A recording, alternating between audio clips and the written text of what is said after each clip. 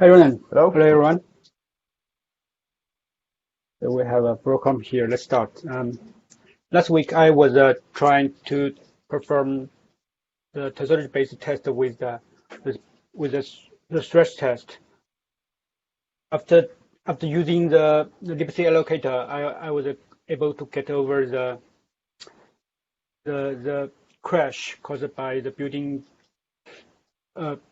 allocator shipped by SeaStor, but I failed to reproduce the crash in the test notes on WASI-04, which is also using CentOS 8.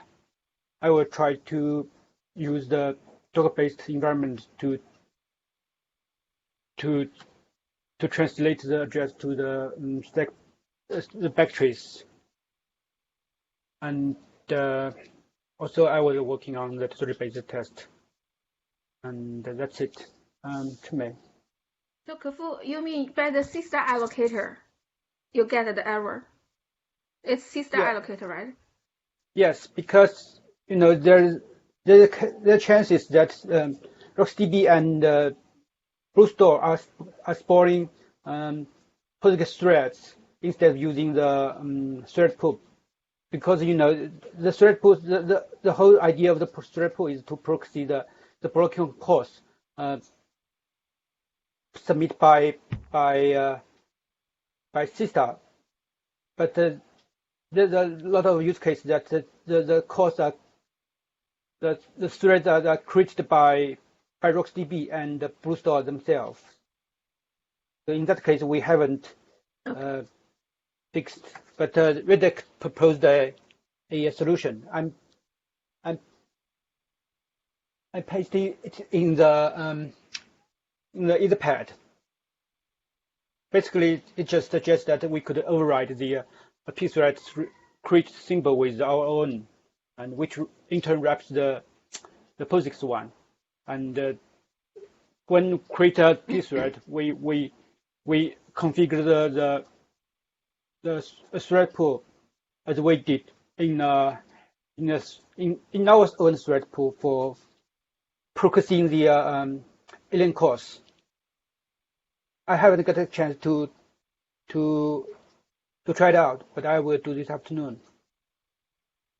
Okay, so for me, and with Sam's help, fix LBA relative address issue, and my test case all passed the basic test case split, merge, balance, and punch something has already passed the test, and I will write more test case about the not page aligned address. Currently, the test case is only page aligned. It's 4K page aligned, and I will write more test case for the not page aligned logical address, and to test that. And then I think I can provide a PR to review. Thank you. Redek. Hang on, you said non-page aligned logical address. Logical addresses do need to be page aligned. Do you mean non-page aligned offsets?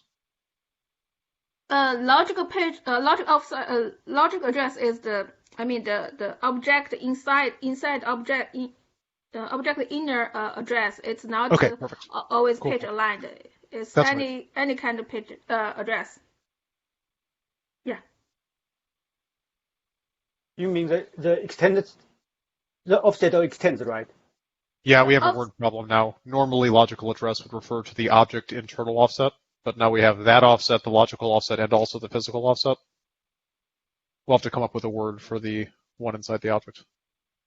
That address is, and the offset in the object, and the logical address is the LBA key. So LBA key logical address is page aligned, and I think LBA allocated length is page aligned. So I have to do the test to the inside object address is not page aligned, and mapped get the text block and do the mapping and check if the offset in my extended map tree is right. Okay.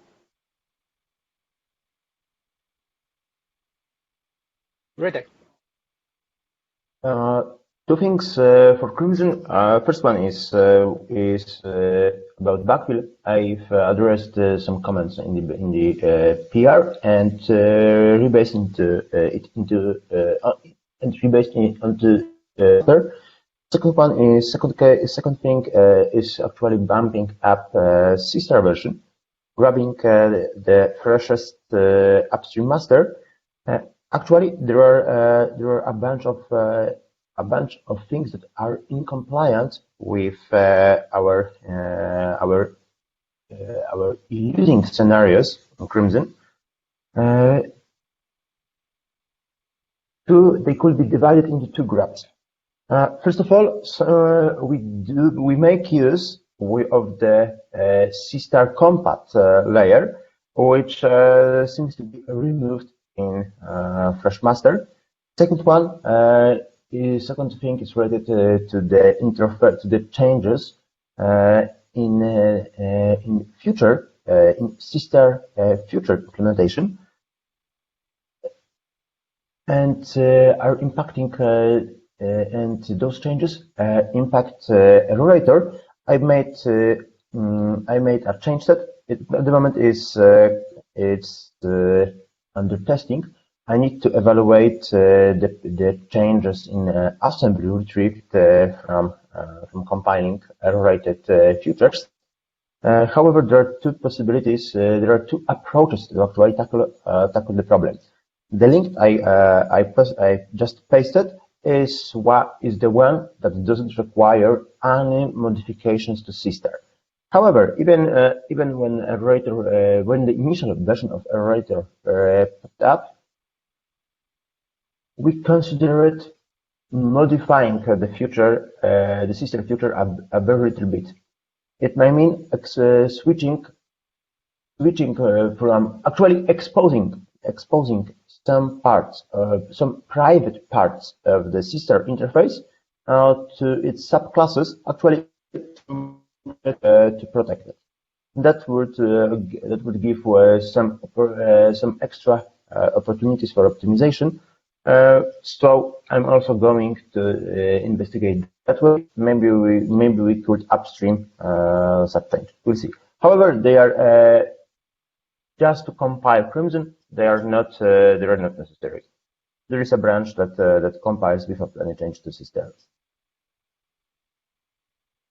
When it comes to Alien Store and Lipsy Allocator, well, I think what makes me afraid is that we just haven't notified a place in RocksDB or Blues or any other part of the stack that actually creates a thread and hijack this place to configure the allocator.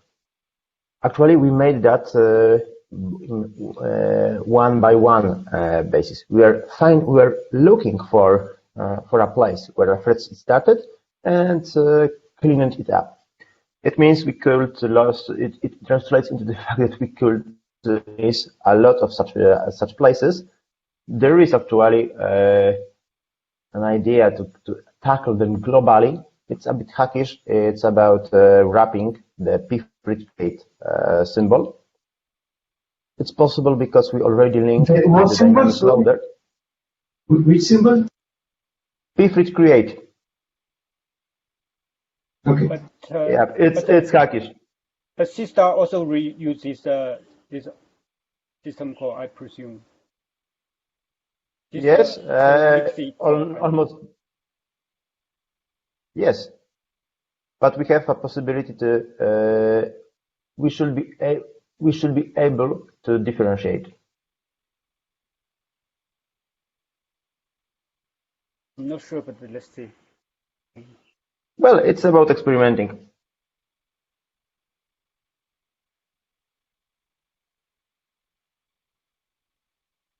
Anyway, we have definitely what we have is the access to dynamic linker to the LSIM. It's because well, we already do load the libraries dynamically, I mean Ceph plugins, Ceph classes.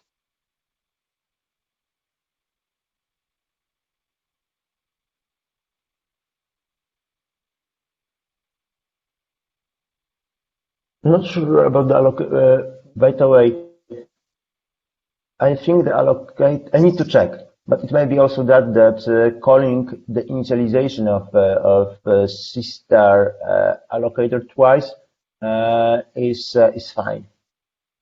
There was a flag governing the initialization of the variable. Need to check. But maybe we don't need to differentiate whether it's a thread used to convey a reactor or it's a third-party thread created from our part. Yes, it's a use a lazy initialization machinery. Probably we can get away from initializing it twice and actually end up with only a single initialization call. Yeah, that's possible. Ronan. Everybody, I was on PTO this week. Didn't do much, but what I have now is the basic scenario for scrubbing working. Basic means no problems. The happy path for basic scrubbing. I still have a problem I would like to ask about, but if we have a code walkthrough today, maybe I'll get the answer to that before the end of the meeting. So that's where I am.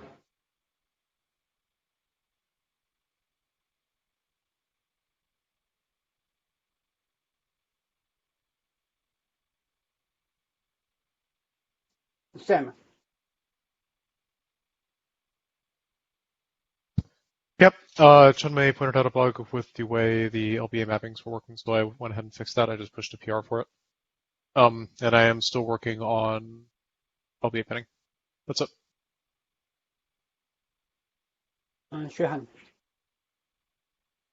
Last week, since I was relatively free, so I spent some time continuing to develop the recovery query batching. And during this, I found that our current way of interrupting continuation chains is really overwhelming. And so I started to implement some kind of interruptible feature to make the interruption of continuation chains easier. And that's all for me.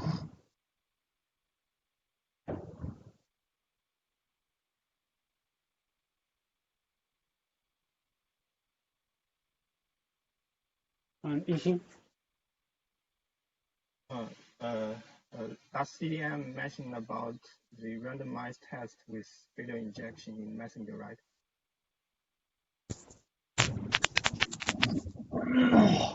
Could you say again? I can barely hear you. The randomized test with failure injection in Messenger. So for tautology, for thrashing, right? Oh, I see. I think we mentioned that in last stand-up. Yeah. So you are working on it, right?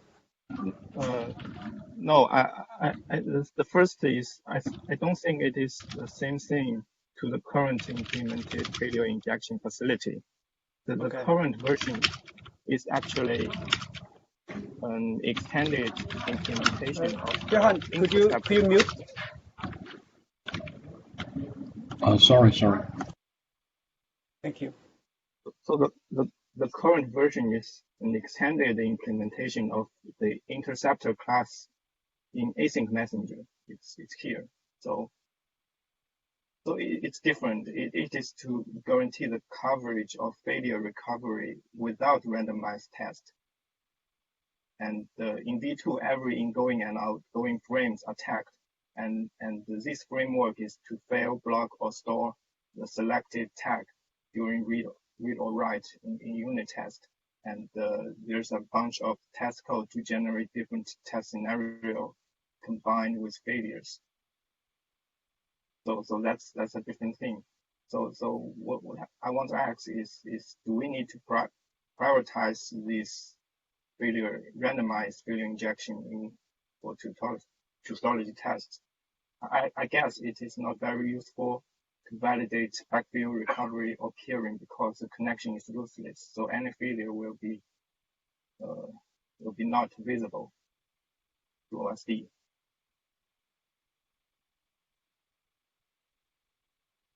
I'm not sure regarding this, but I think you make a false assumption because the stateful connection is based on the hypothesis that the messenger works well, but that's something we need to test. The random test is just to test the functionality of the messenger. Yeah, I think so. But I'm not sure it is useful. I don't think it is useful to test the failures to generate failures for backfill and recovery. This is my point. So I agree that it will be useful to extend the coverage for failure cases in Messenger. It's important for another reason.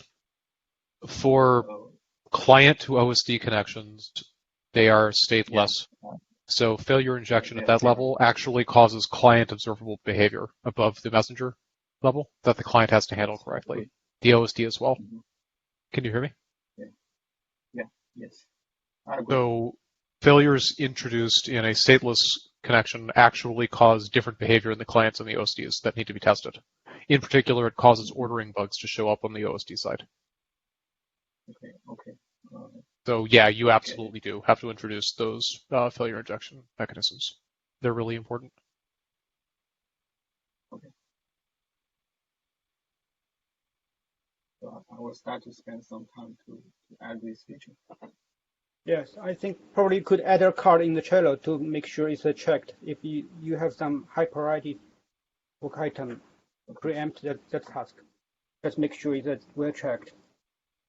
Yeah. Okay. So another task is ono tree, and currently leaf split is implemented, and it is passing like 50 test cases. And currently, I'm working on the recursive split. You mean 50, not 15?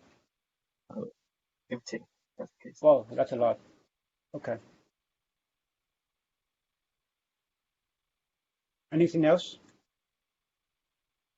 No for me.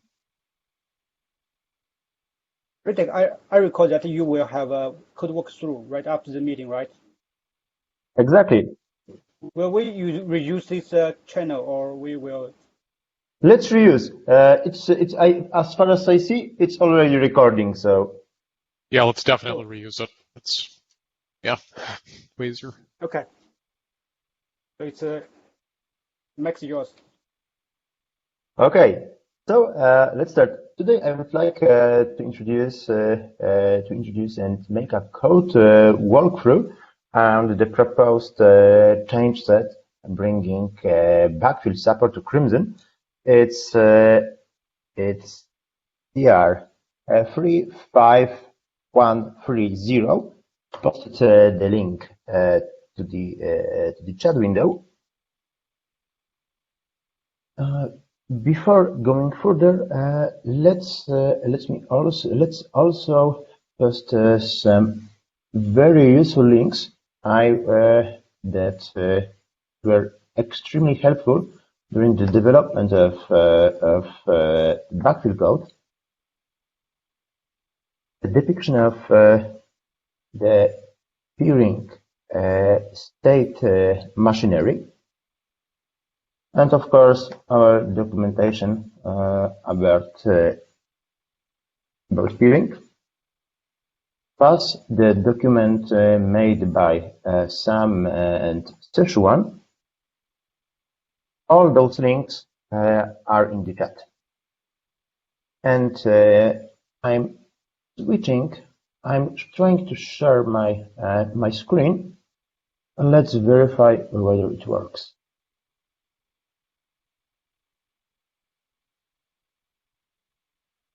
A terminal should be visible. I would love to ask you for confirmation. Is Vim visible on the screen? Yes. Yes. Yes. Okay. So my plan to convey the code walkthrough is to actually show the most typical, the most frequented path of backfill in Crimson. Let's start.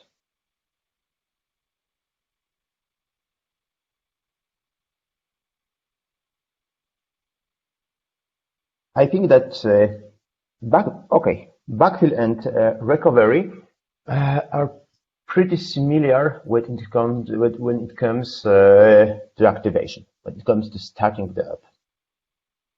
Especially in classical OSD, in Crimson, it has been a little bit differentiated because the backfill and recovery part have been actually decoupled from each other.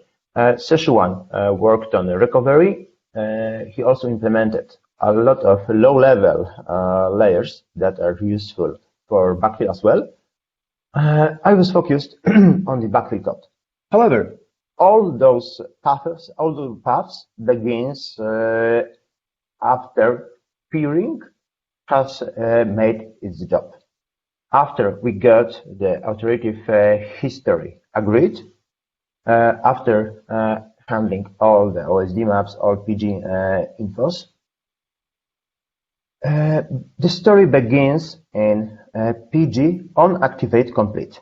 It's actually this method is actually an implementation of the peering listener abstract interface, and it's called from the peering state.cc. This file is extremely important. It's actually the shared component between Crimson and Classical. Some has extracted the things and made possible to share the code, which is which is priceless. Really, it's extremely important that we have not rewrite the code. It's called in one place. Activate React. All replicas activated. That's the handling. That's the handler of the event that is dispatched by primary. Finally, it calls peering listener PL on activate complete. And here Crimson jumps in. We can, it could be that we don't need to do anything. That we can dispatch the all replicas recovered event immediately from onActivate complete. However, it could be also that peering that we just need backfill. No recovery, just backfill. However, I guess the most typical case is that we need recovery first, then recovery switches to backfill by dispatching request backfill request, but from very different place than the PG on activate complete. Let's assume for now that the peering state needs recovery, returns true. There is one, but there is an important difference to talk about between classical and Crimson when it comes to scheduling the event, the peering events. In classical, we do one pipeline one huge work queue for all events. Those that are related to recovery and backfill, as well as client I/O. In Crimson, it's very different. It got segmented. We have dedicated pipeline for client operations. We have a dedicated pipeline peering events, let's say high-level peering events, and we got both from recovery code and backfill code some small extra pipelines related directly to them. I will cover those gunners soon. Let's take a look on peering events first. In Crimson, what do you mean by pipeline? Is this the one designed by Sam, which shows exactly the dependencies between different operations? Okay. Exactly. Okay. Actually, they are OSD operations. Everything is stored in SRC Crimson OSD operations, and we have here client request CC. That's the pipeline used to handle client requests. However, from the code walkthroughs perspective, I think we want to focus on peering events pipeline. It should be peering event .h.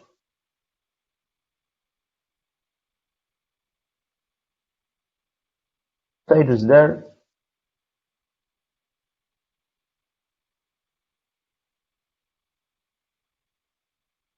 Local peering is actually a subclass of peering event, and it should be defined.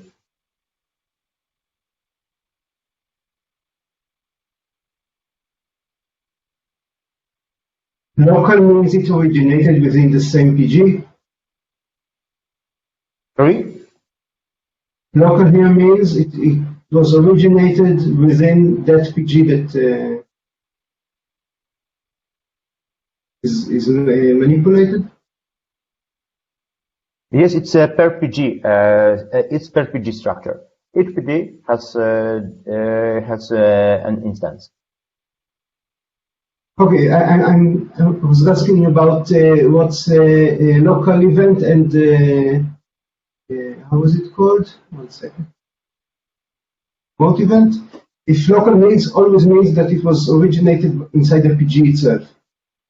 Yes, not from external. That's the differentiation point.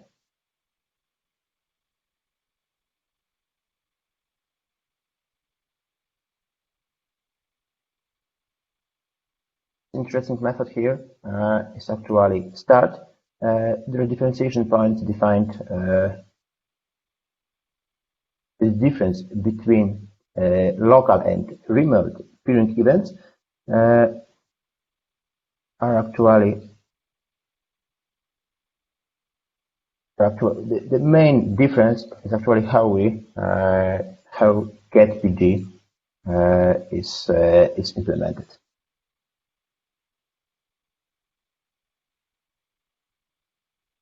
Both of them provide its own getPG implementation.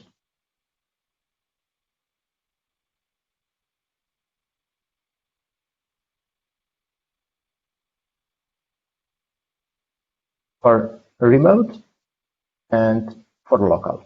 For local, it's actually very simple.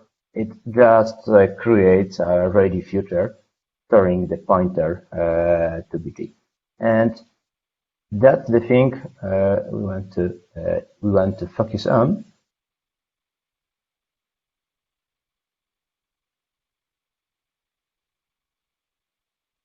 What happens is the start method. It's called by the start operation logic, and finally leads to calling the peering event on the PD implementation, which just dispatches the event to the peering state finite machine. The FSM that bases on the boost state chart library. Actually, it's worth to stop for a second here and mention that the boost state chart was also used to implement similar concept for backfill. Backfill now also is implemented as a finite state automata. It has two reasons. One is about unit stability of the entire code, of the entire backfill code. Second one is providing the possibility retrofit classical OSD with the new code. It's possible because similarly like we did for peering state, peering state and peering machine, we have defined a set of interfaces and facets that allows to be implemented very differently. We will, at the moment, we got one implementation for Crimson.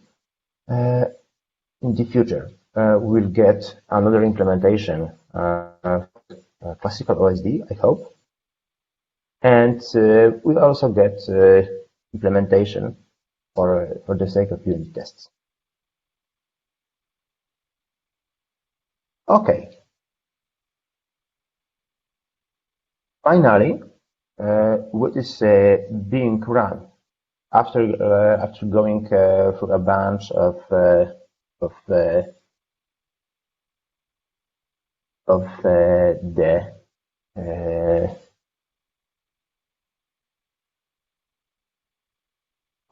methods and methods of peering state is another part of the peering listener interface.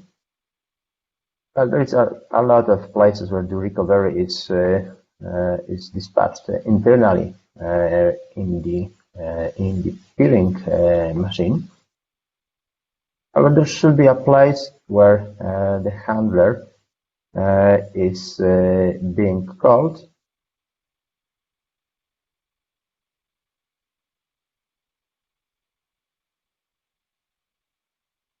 On Crimson, it's on recovery reset, because in order to actually execute the recovery or backfill code, first you need to make some reservations. You need to make a local reservation, and you also need to reserve some resources at replicas. There are dedicated states in the machine just for handling that. However, handling of those reservations, both local and remote, is actually made on top of the async reserver component we have in Crimson. We used with classical.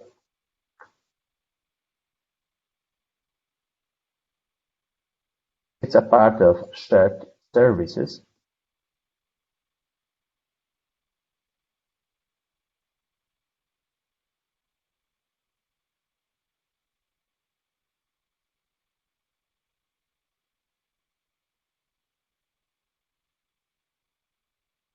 local and remote.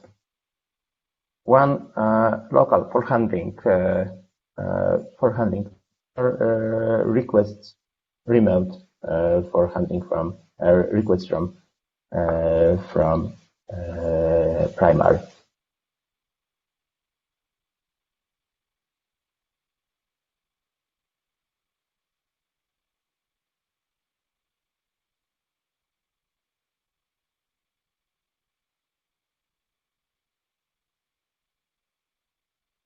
What's important from the reservoir point of view is that it's configurable. It's actually the guide responsible for handling OSD max backfills and recovery priorities. You can see that those settings can be dynamically tuned. However, after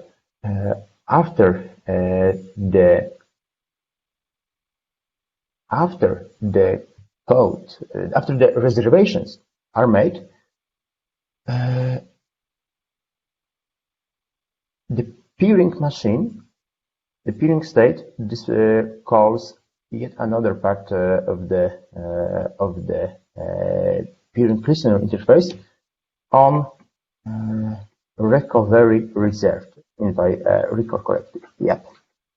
It's called on entering the recovering state. This happens after satisfying, after reserve resources of local and remote for recovery.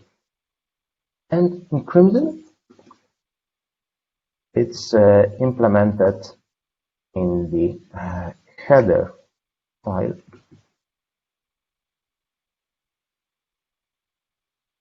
It's actually just delegate to recovery handler. In contrast to classical OSD, it's not a part. It's actually a dissected part. It has been dissected from PG, and it's kept separately.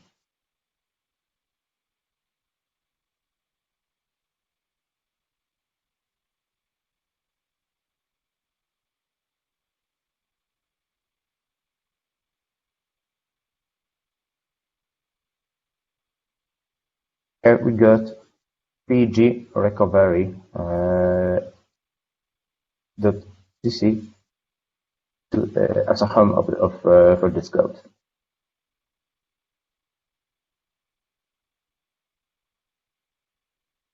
And all it does, it actually schedules another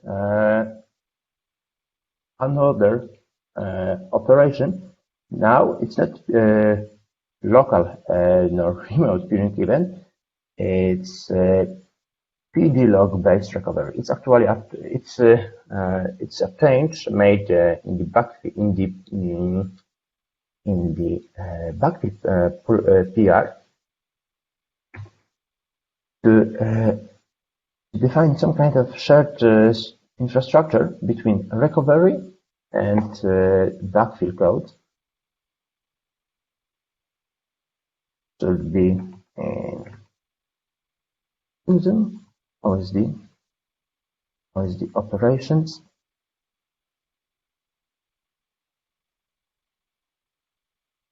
Recovery code. Okay, recovery sub request. Let me grab.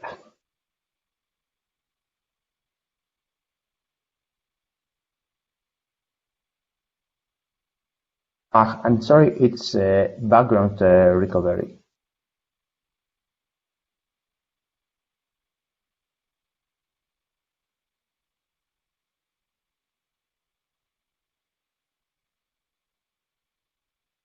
And here we will have a set of do recovery methods.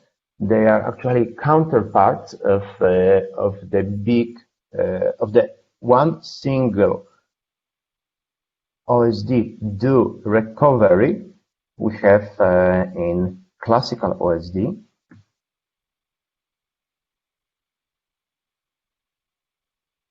In classical OSD, everything begins here. It's the well-known OSD do recovery entry point, which calls start recovery ops,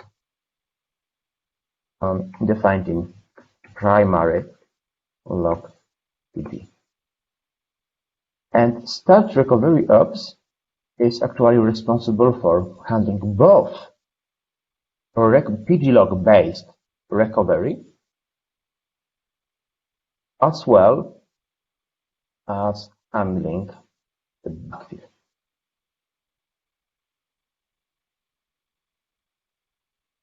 So the code, the scheduling part in classical OSD is actually shared between both variants of recovery, between pglog based recovery and between backfill.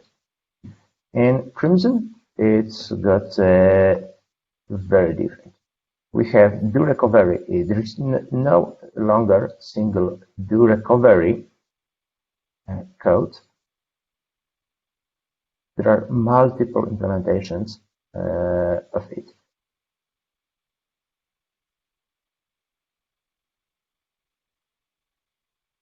In case of pglog based recovery, it's just called start recovery ops. That's very similarly to what we have in classical OSD. Recovery, start recovery ops. Before the changes, before the PR, start recovery ops was also responsible for calling the backfill part. However, it's not anymore. The backfill has been decoupled from pglog based recovery to one single point.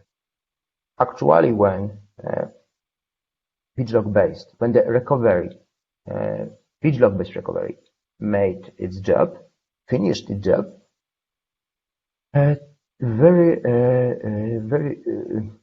typically it can typically a backfill will be also could be also requested, and here is the another place apart from on activate complete where backfill can be triggered. Happens when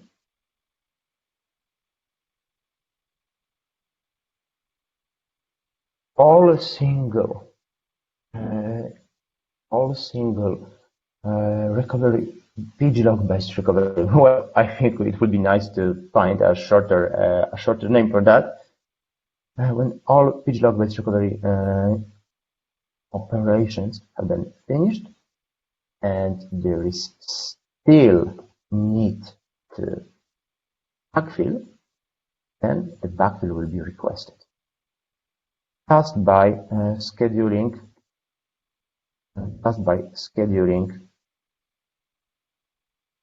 another local peering event. But when backfill can be needed, let's see the implementation of needs backfill.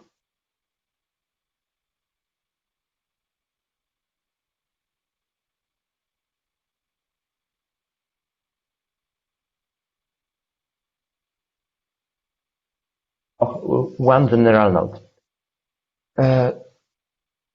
This code, those pieces of code can execute only on primary, not on replicas. Both pglog based recovery and backfill are coordinated by the primary.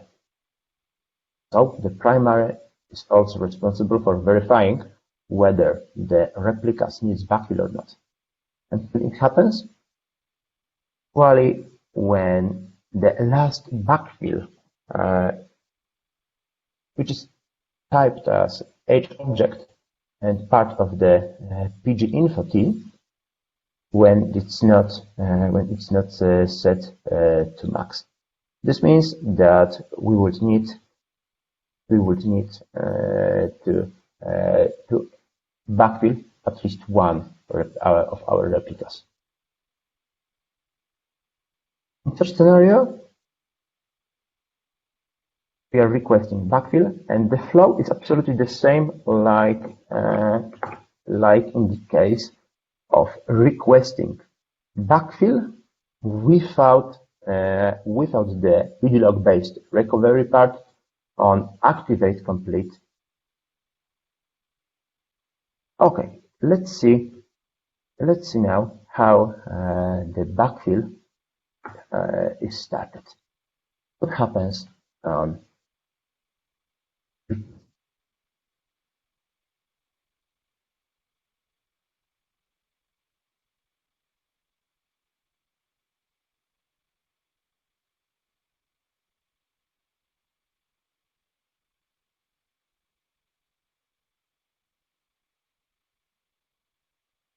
look on request backfill on the implementation of request backfill handler of the recovering state class in peering state. It actually happens when this code will be executed when you already have PGLog based recovery and want to convey also the backfill part. However, the flow will be common. You always need to allocate local resources using, as mentioned before, the async reserver, both locally and on replicas and remotely. The net effect is calling on backfill reserve. And just entering the backfill state. And of course, on backfill result is another piece of the peering listener interface. By the way, when implementing the backfill code, the backfill machine, it states, I followed the convention of using those two-letter shortcuts. However, they actually hurt the readability of backfill. Maybe we need to change that. Actually, still looking for better names that are short as well. However, let's see the implementation of on backfill result. It's defined in pg.h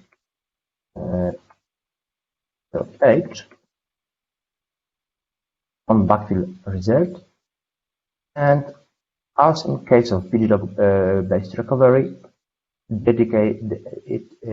this part is delegated to recovery handler.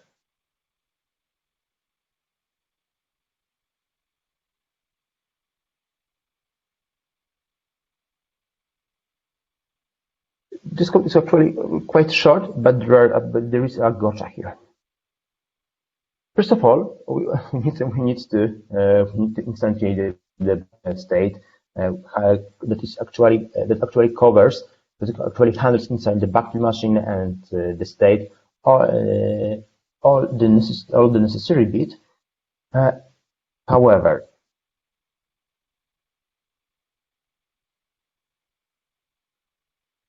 we need to be aware that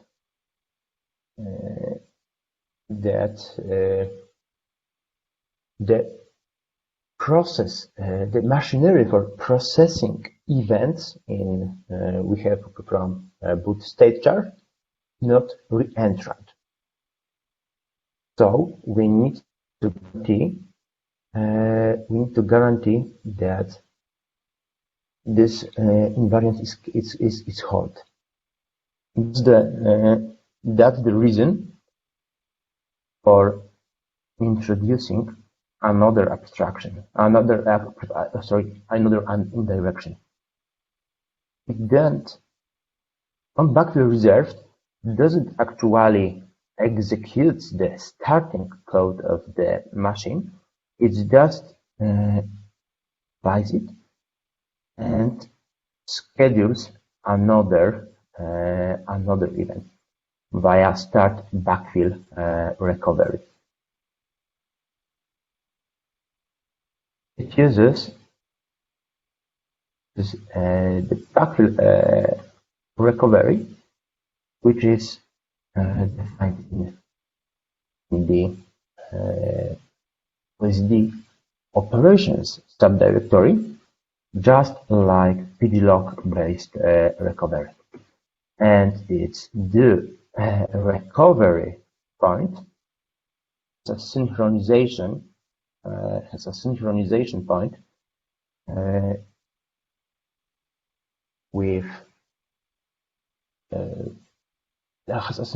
point to ensure that that one backfill recovery event can be processed in particular moment.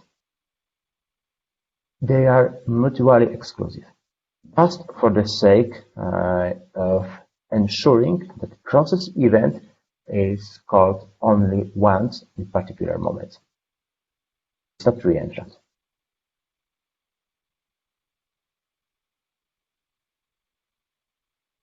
Anyway, after ensuring we have the possibility to dispatch event exclusive access to event dispatching, we called dispatch backfill event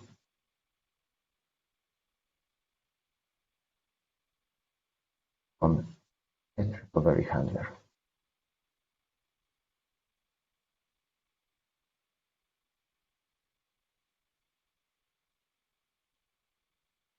Also defined in PG recovery. pgrecovery.cc aggregates both pdlog-based recovery and backfill code.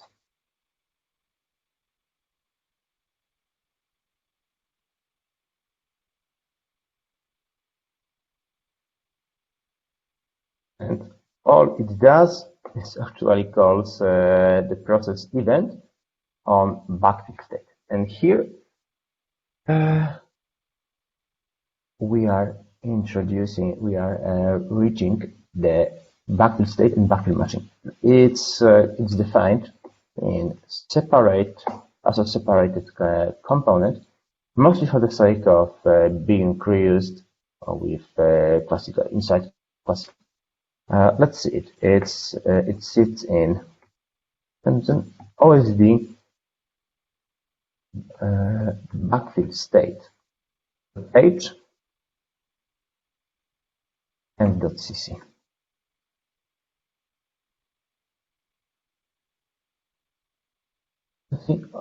It's based on boost state chart, the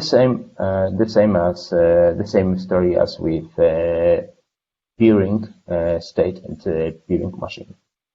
Actually, backfill state and backfill machine were both highly inspired by the peering related things. And we have a bunch of external events, external events that could be that are supposed to be dispatched. There are mostly A question. Sure. Regarding those events that are external, how do you make sure they are do not happen in classic at the same time when handling an event? You always go through the queue for those? Yes, exactly. They are always injected to the queue. So at a given particular moment, only one can be run. That's the same, as you will see, the same machinery will be used as for handling the triggered event from PG recovery. .cc. Okay, that's the guide. Start recovery backfill. This method, the code has been placed in separated method just for the sake of reusing from actually all implementations, all methods, all implementations of the backfill listener interface. Those places will be responsible for scheduling, not just dispatching on its own, just scheduling the external events like object pushed or primary scanned. They will all use this code. Start backfill recovery and the template and the templatization is made particularly to handle that case. As you can see, they all goes through start operation, backfill recovery, and as you can see, backfill recovery, do recovery is synchronized. By the way, they are synchronized. Not only the backfill recovery events are synchronized with themselves, they are also synchronized with peering events because of some ordering constraints that are imposed by peering state. In classical, it's actually a result of what we have in classical OSD, where one single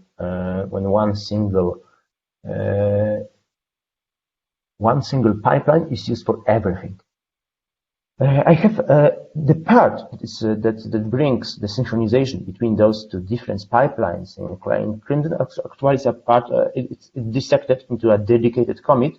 Let me find it now, and I will post the link to the chat. It's a pretty important link.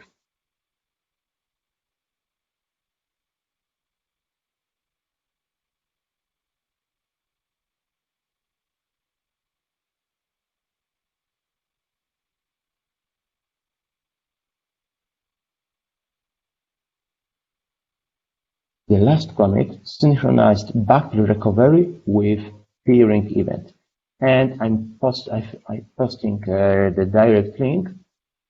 It should be. Let me switch. Okay, here is the link to the commit. Anyway, the net effect is that not only backfill specific events are mutually exclusive, they are also exclusive in regards to the peering events.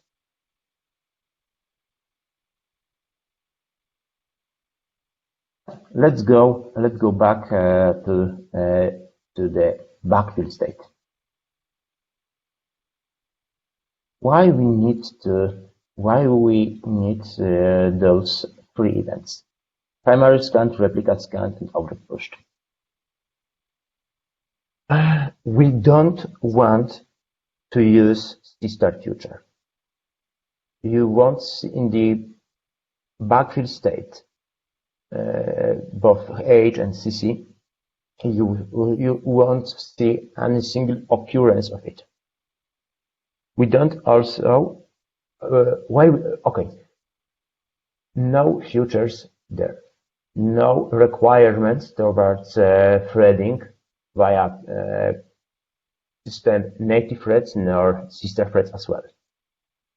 The justification for that is the freedom of backfill listener interface. This machinery needs to be powerful, needs to be flexible enough to handle both Crimson and classical, as well as even unit tests for backfill state. So, if the backfill, as we'll see, backfill listener defines a set of interactions that the lower layers, the backfill state, is put on top of, they're obliged to provide some functionality. Provide functionality to request replica scan, primary scan for enqueuing push operations, drops, etc. However, those operations are not return free. They actually returns results. Because of no blocking, because of no future, no SeaStor future, there must exist another way to convey, to inject back the results of all those operations. When we request scan, we really want to receive its results, and it's accomplished by a set of events that could be that could and should be dispatched by the implementation of backfill listener. I will show on example a bunch of examples I will show a bunch of examples in Crimson OSD. But let's finish the backfill state.h and switch to backfill to the implementation first. As we are basing on its chart library, we need to define early the initial state. Also, we will use a bunch of other states. Most frequented one is, I believe, will be enqueuing one, the enqueuing one. However, we also have primary scanning, replicas, and waiting. We will wait because of possibly many things, because of exhausting the budget we have on the entire backfill. Classical has similar machinery. It's called, let's see.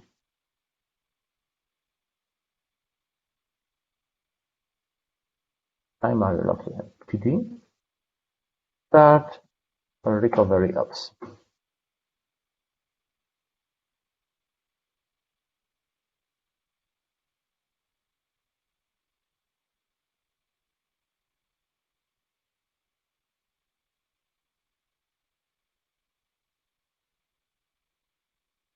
Okay, I was wrong. It's no, not ops. Okay.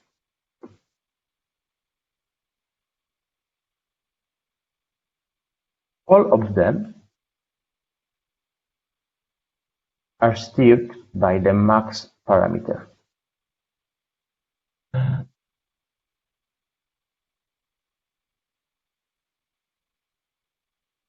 For our budget.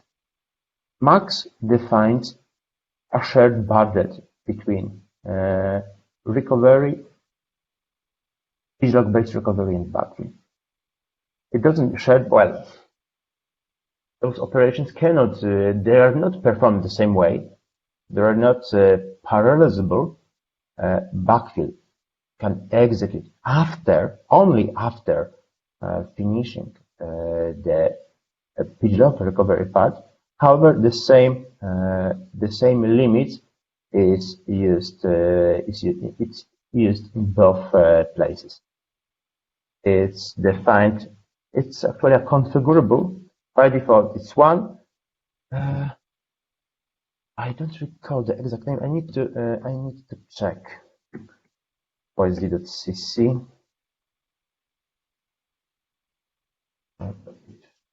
to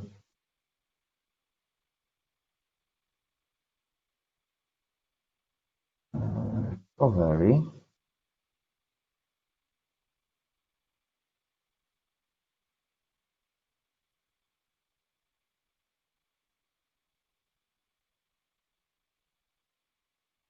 Reserved pushes. Okay, it's defined even in different place. There is some. Do you recall the parameter name? Max recovery ops, something with one common options.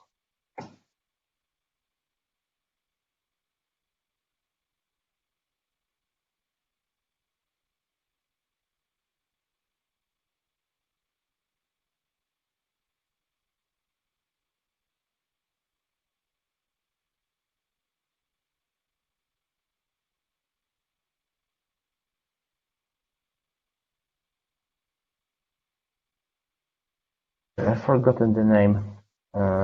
Let's see. It should be in color of the recovery.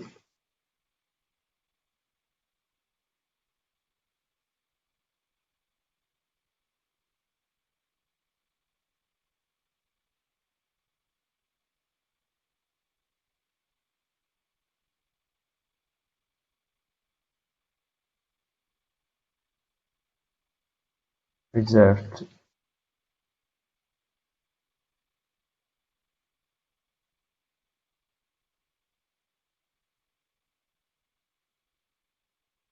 Anyway, I don't want to waste time to getting through all of those uses of reserved push. I will find after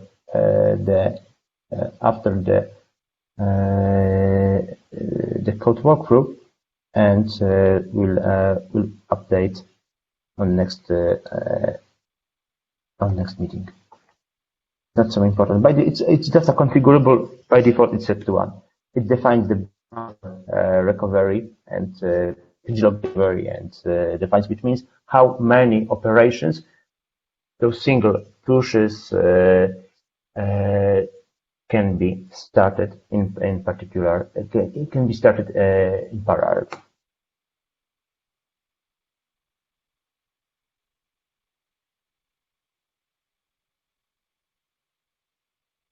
Okay, when it comes to implementation.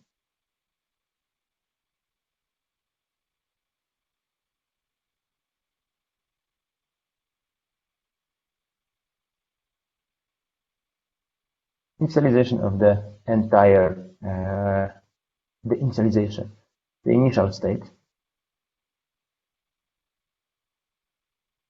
It sets last backfill started. It will be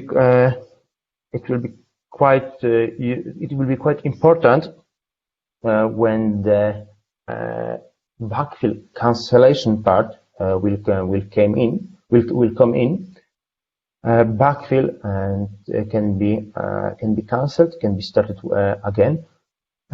However, we need to handle those cases. We need to store information about our progress of backfilling. That's the last backfill started stored as a backfill state, BS backfill state, which is a way to share single backfill state between all the states of our backfill machine.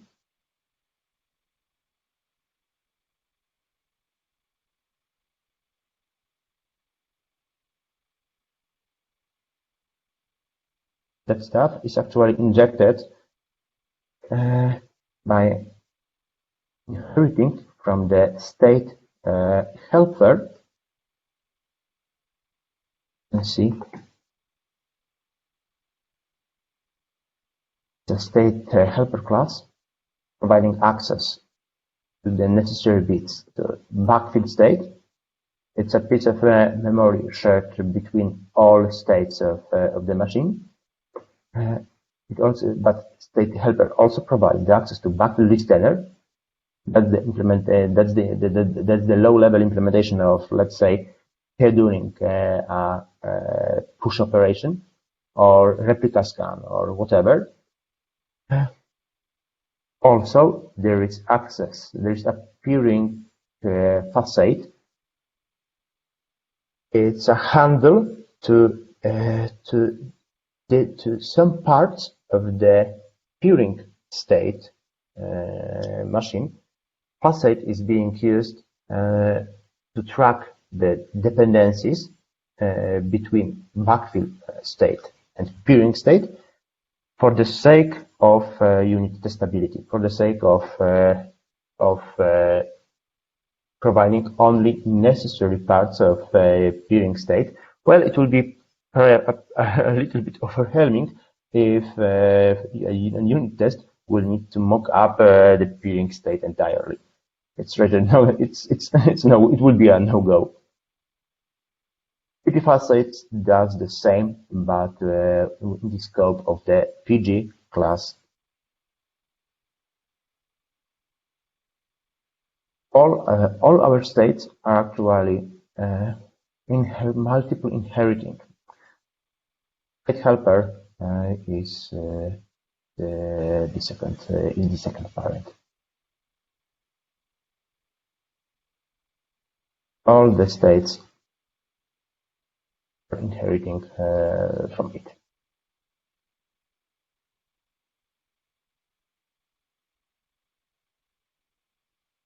Well, the initialization, the initial state, all it does is setting the last backfill started. The earliest backfill across all of our all our replicas. Peering state.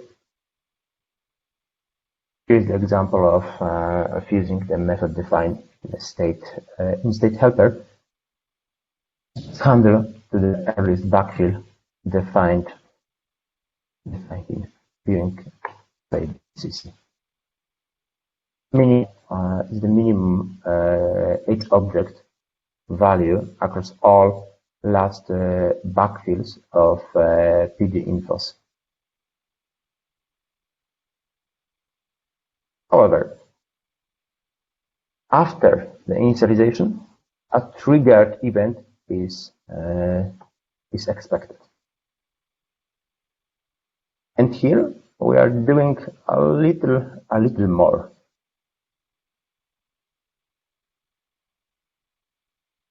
First of all, we initialize the peer backfill infos. Peer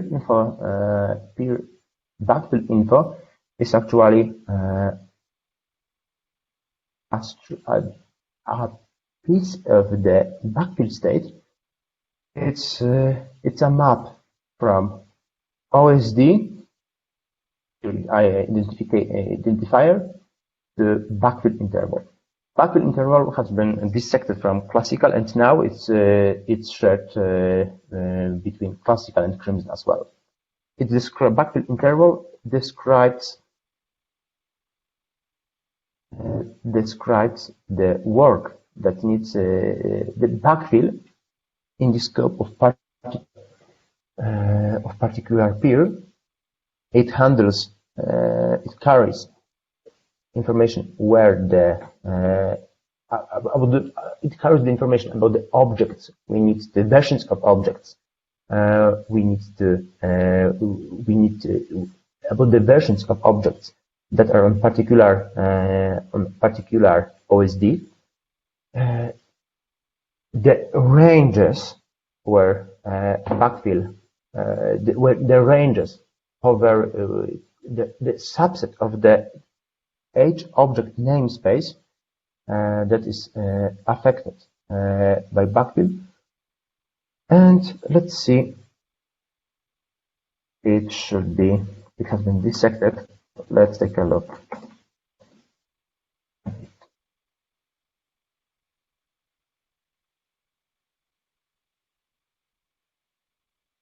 We got new header, it's recovery types.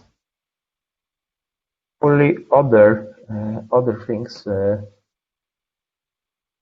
reuse this header. It's just copy and paste from the original implementation.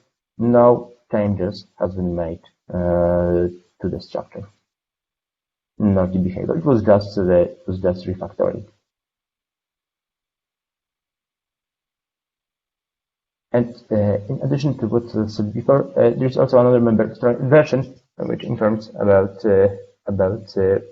at which epoch the scan that filled backfill interval happened. Begin end defines the range of objects by the backfill interval. At the beginning, both are set to empty H objects.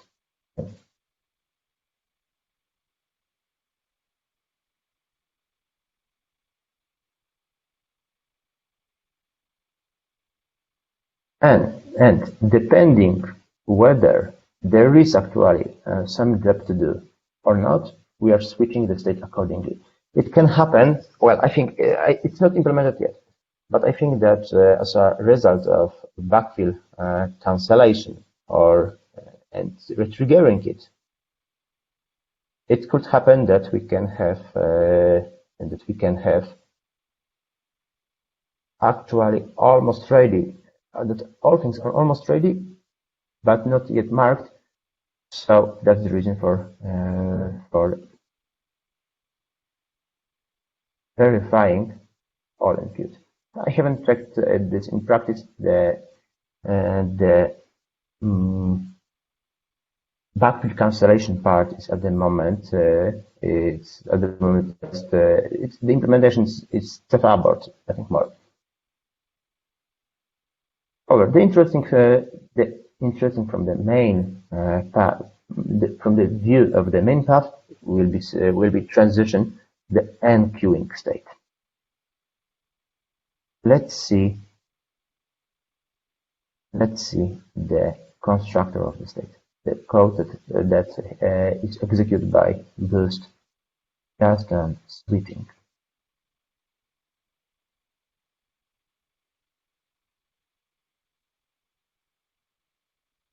Backfill interval describes. Backfill interval is not used only to describe information to describe our peers, but we also have an instance describing the state of backfill for primary.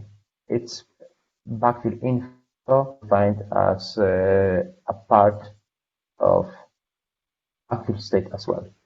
Here, information for peers, for our replicas, and for us as primary, as actually active primary.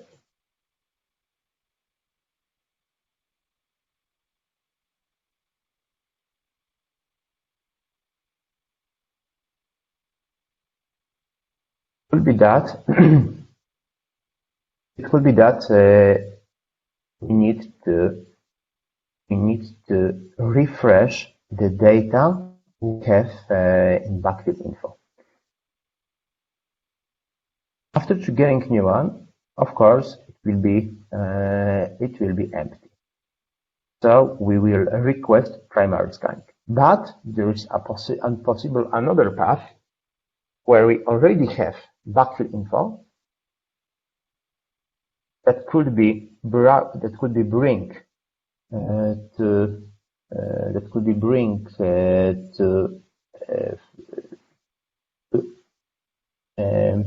current state just by applying modifications, just by applying the knowledge we accumulated in PVlog. It should be 1 second.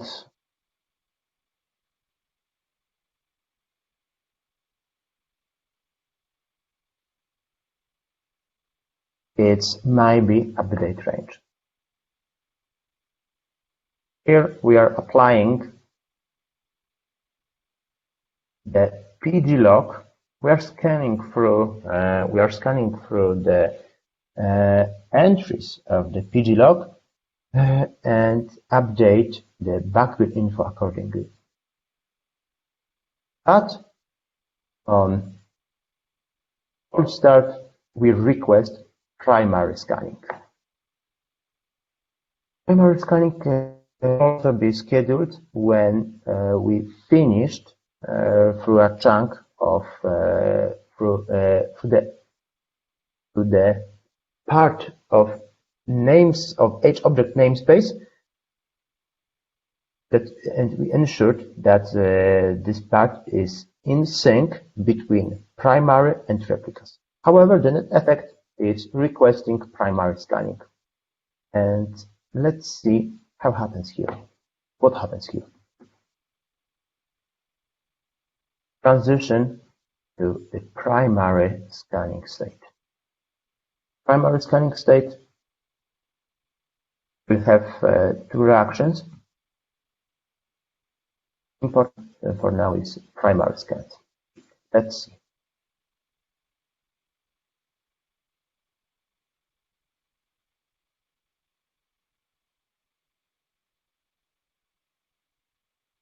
Most interesting thing is using the backfill listener to request primary scan. And we are passing the marker about the start of the namespace we will be interested in. Request primary scan is implemented in PG recovery.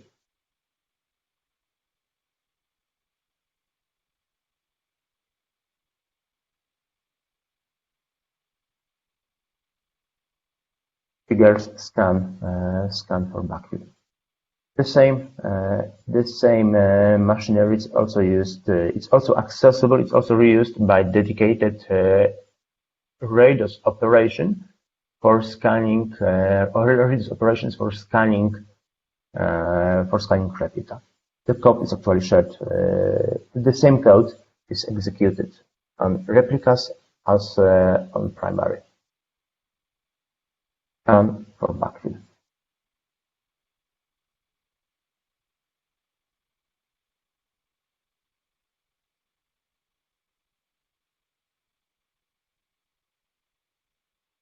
Let's see.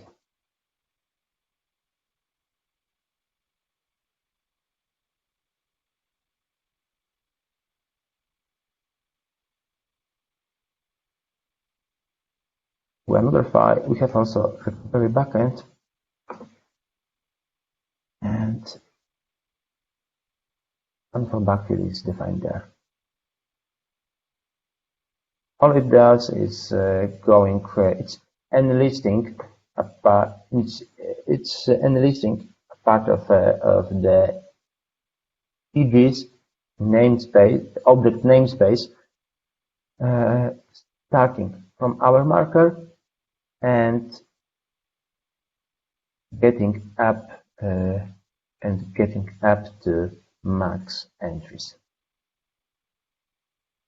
Not so terribly interesting. The net result is that we are filling the backfill interval, especially the version map, the STD map that's inside with the versions of objects we have on disk. We find in object store.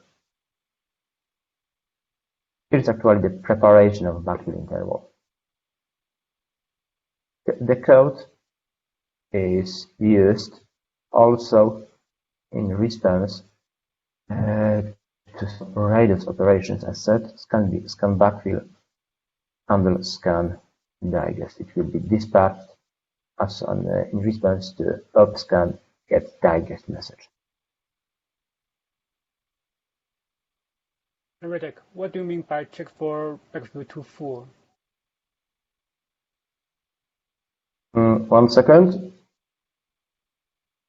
Where backfill to full? I just spotted the comment in the. I see. It's yep. At the moment, it's commented out. It's never executes. We need to implement the limits. One is about the budgeting limits steered by the configurable. Another one will be about handling the backfill to full case when there is too many requests for scanning. We need to. At the moment, it's not. The limits are not implemented yet. It's dead code.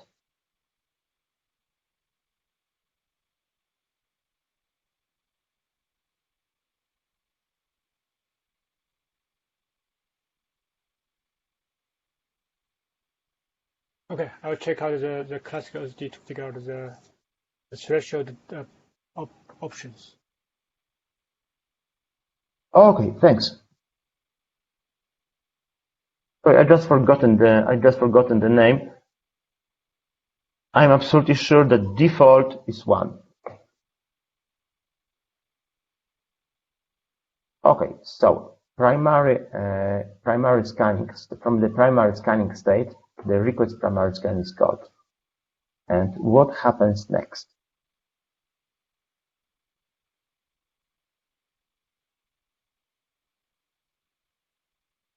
When scan for backfill has been performed, just take a look. We make use of the start backfill recovery. The path that guarantees us there is no way to re-entry the process events. Without that, well, we could, without waiting here, we could actually break the invariant of the state track library. However, the events are queued. They are waiting for when previous event has finished. And the primary scanned response, actually an event used for convey the response, is dispatched. Primary scanned can be dispatched only if you are in primary scanning. Otherwise, we will go to a special state called crashed. It shouldn't happen. But after finishing the primary scanning, we are storing the results in our local copy of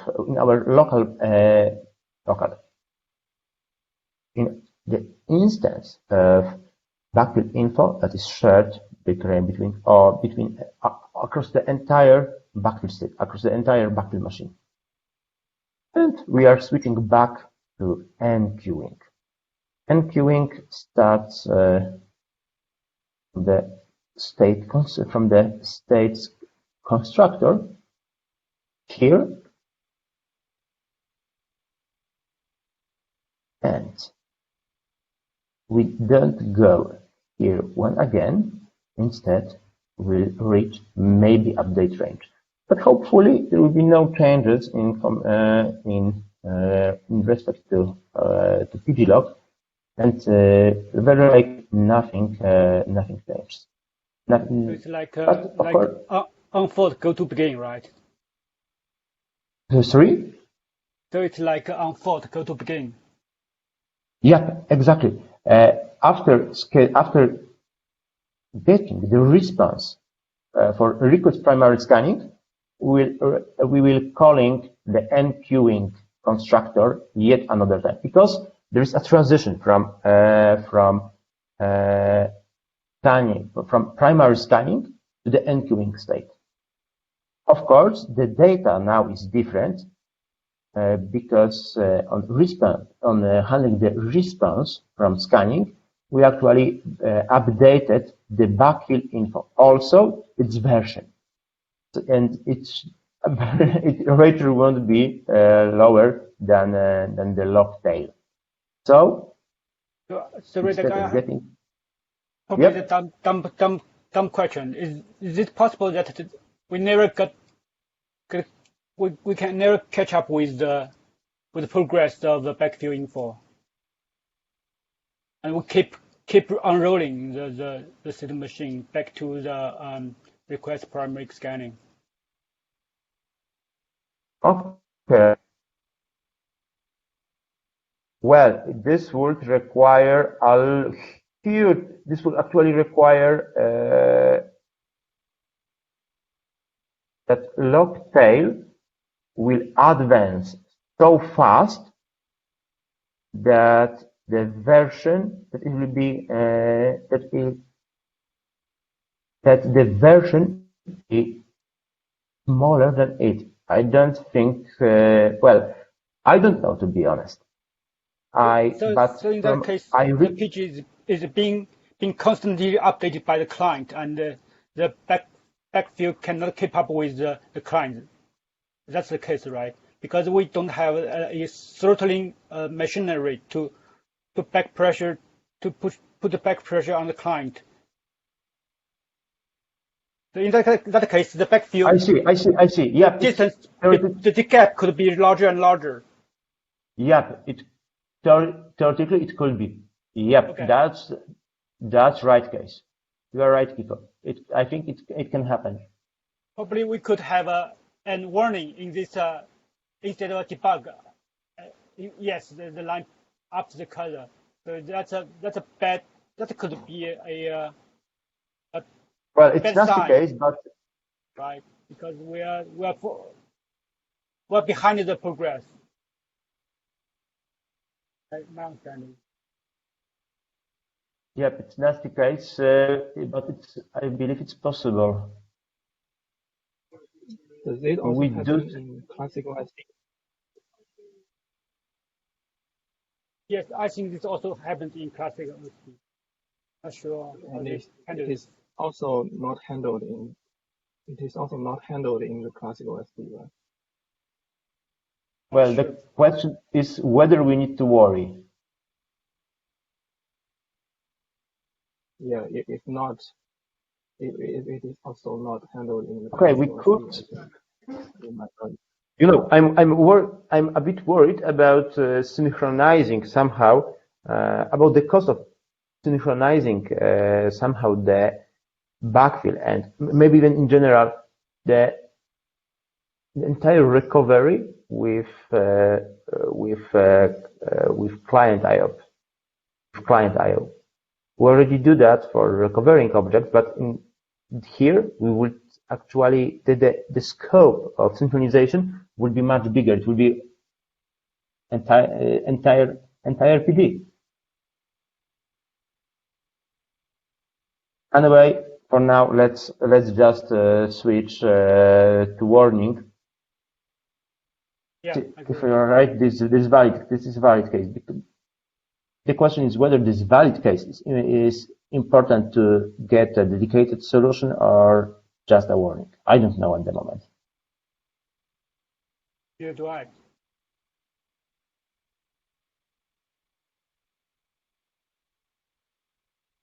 Okay. So that. Okay, there are some cleanups about the backfill infrastructures. Not so terribly interesting. The really interesting part is the main loop of the backfill. Here, how it works. Actually, we are getting through the list. We have at the moment the list of what is on primary. Here, here in this switch, after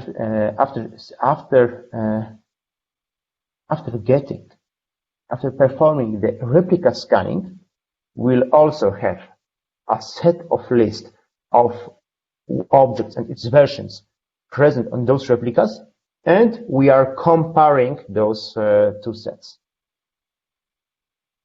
Picking one object and verifying whether it's present on the primary, which is the master source of knowledge. Not, then likely it's a divergent object that needs to be removed from peers. This happens actually here. Remove on peers. If there is an object on replica, but it's absent on primary, then we are scheduling a removal of it. Otherwise, maybe we'll just update the version on replicas. This happens here. In classical OSD, well, it's much bigger. Let's see. Bigger.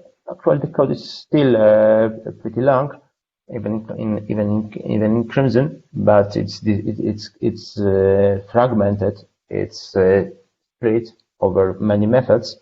In classical OSD, it's one big method. It's recover backfill.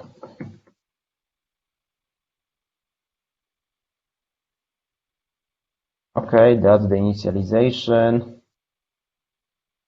A loop that's here, and it has almost 200 lines of code. Similar convention for naming is the naming convention is preserved. So check this as so checking Crimson is the same as in classical. Here we are also handling the removal of the object. The part of update. What I tried to improve is actually the segmentation. It's actually segmenting the code into smaller, cutting it into smaller pieces.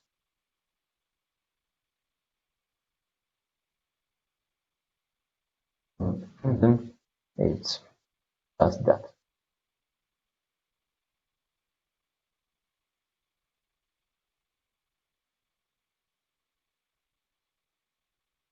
The moment to introduce the progress tracker in backfill state.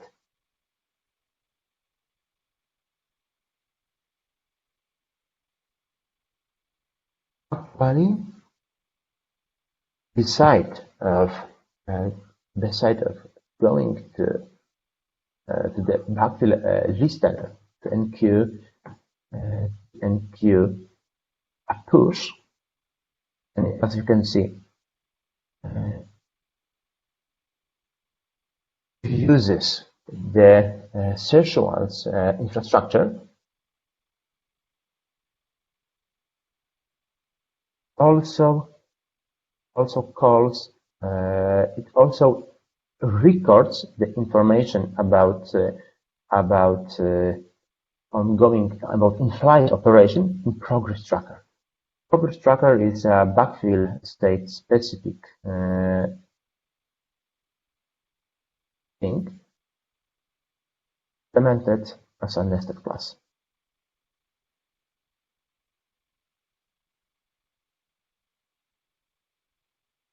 Interface is pretty thin. It's just about enqueuing, pushes, drops, and completing the results. It's important because of acquiring the PD status. pgstat getting the data, getting the metrics is about visiting object context, while we don't want to make the backfill state aware about that concept. To avoid doing that, the acquiring of pgstat has been moved to the responsibility has been moved to the implementation of backfill listener. I will show in a second, but let's see other things in progress tracker. Stages.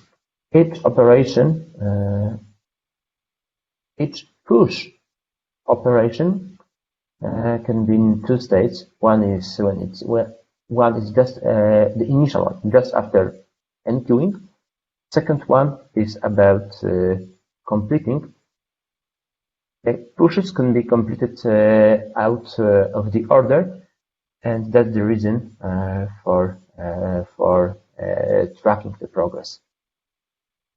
Progress tracker. Let's see the definition. Enqueue drop and enqueue pushes. By the way, drops are not implemented yet. It's at the moment it's just Ceph asset. Enqueue push is actually just putting an information to the registry.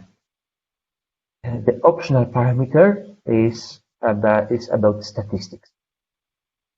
Backfill state. The backfill state doesn't have the access to object context. We don't want to provide that because, well, it would grow the number of states, would bring a lot of complexity under requesting retrieval of object state and then orchestrating and then retrieving the data back. Something similar like object pushed or primary scanned. Extra event would be required to handle the information and the results of completion the operation. That's what I wanted to avoid. So, adding the information to the registry, starting with a bit pointing that we don't have pgstat yet. That's the opposite from enqueue drop. In case of drops, at least in classical OSD, there is an assumption made that pgstat is just empty instance. The interesting method is actually complete to. It can be called from multiple places. But the rule governing all those places is that it's in response. This happens in response to object pushed event. Object pushed is the event dispatched by backfill listener implementation in response to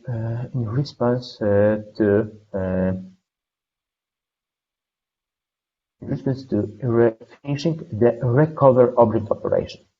So, if a push has been sent to replica and the replica has replied with push reply information, we should get our continuation run, and this continuation will schedule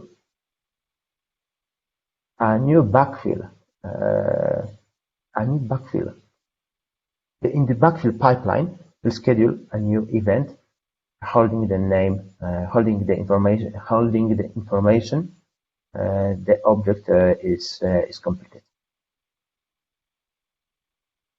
and actually the state the event could be delivered to us, to the backfill machine, when it can be in a bunch of states.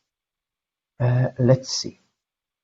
It could happen even in primary scanning, replica scanning, and most likely in the waiting state. We are switching to waiting state where our budget is exhausted, or where we need to wait for freeing a slot schedule another. However, all those places have one thing in common. They are calling complete to of the progress tracker. I share the same concern with Sam, if I recall correctly. So when we are waiting, there's definitely some object not completely backfilled. So there's no chance that we reach all queued, right? It's not possible to reach this status in this when we are waiting for something. Sorry, could you repeat, please? Not sure whether I get you correctly. So my question is, I'm wondering if it's possible when we have when we are waiting for something, when we are waiting for something, we receive the event that's some object are pushed that completes the recovery, and in that case, I don't think it's possible that we can have all queued equal true. In other words, I think we can adjust that it's not. It's always false that now I see. It's something is not possibly queued. Yes. Possibly. Because we are waiting for something. I see.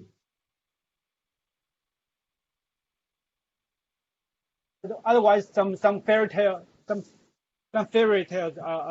helped us to get it recovered, but it's not. Okay, but 1 second. If you mean all enqueued in case of the occurrence in complete to, it's not actually to switch the state. It's about. No, I mean in a state of waiting. Okay, in waiting state. Switching to it. Yes, please switch over to the waiting state. Okay, it's the disruptor. It's react object pushed. Okay. Yes, that's it. So in this case, I don't think it's possible to that the enqueue or queued returns true.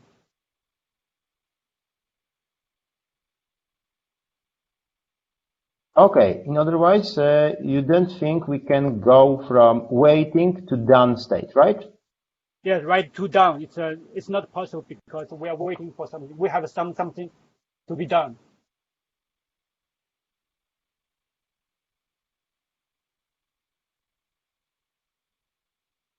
Likely so. I'm thinking about that. See how we can reach request waiting. How we can reach the request state. Request waiting.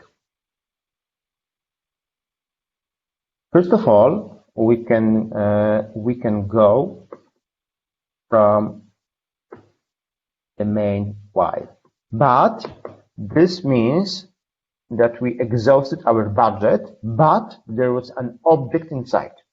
Backfill. Yes. In other words, yes, that we have something to do. Okay, exactly. That's yeah. But there was a second entrance. Let's verify it, and I believe we'll get the response. There are only two possibilities to two entries to the request to the waiting state. Let's see the second one. It means that if I'm here, this means that the while exhausted, that there is no break. It means that backfill info must be empty. If you are finishing the while, backfill info is empty. And let's see. Should rescan primary set false? Okay, just take a look. I think the current implementation is valid. We can reach request waiting just temporarily, just to go directly to the done state. Not from here, sure, but I think this can happen from the second point, from the second line. Request waiting after exhausting all backfill info, and when we don't need to rescan primary because it's over, it came to the max value of the object T. Then we are also dispatching the request waiting request. So in else branch, does this imply that we have get all the job done? We can move straight over to the down state. Done. Instead Yeah. of go to waiting so. and then move over to down. Very likely so. Okay, waiting here. So so I'd say it's a bug because there's no chance that in that case, there's no chance we have another object push event on top of when we are waiting. Because nobody will send us the object push event. Yes, we need to switch. We need to switch from. We need to dispatch to done. I agree. Yeah. I'm putting to do there.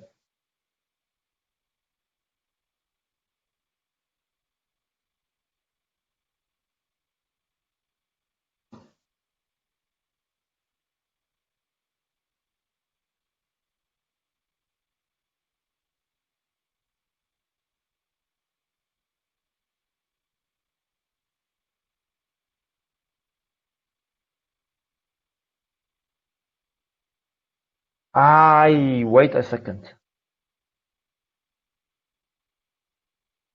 There will be events for pushing it forward. Let's take a look. We are here. We are in enqueuing state. We asked backfill listener to do some pushes for us. It sent the pushes. Let's say that pushes finish that the replicas responded with the acknowledgements immediately, and because of that,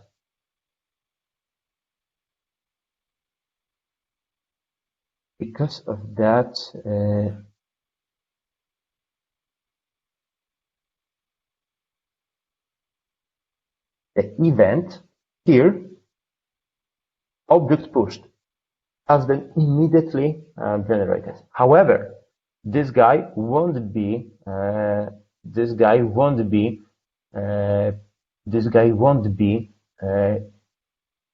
dispatched to the process events of the boost state check immediately. No, it will block.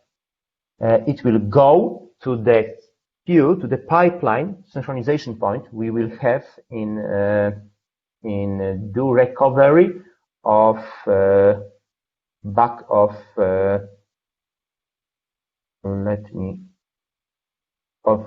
recovery. That's the synchronization. Then OSD operations, recovery. The name is missing. Background recovery.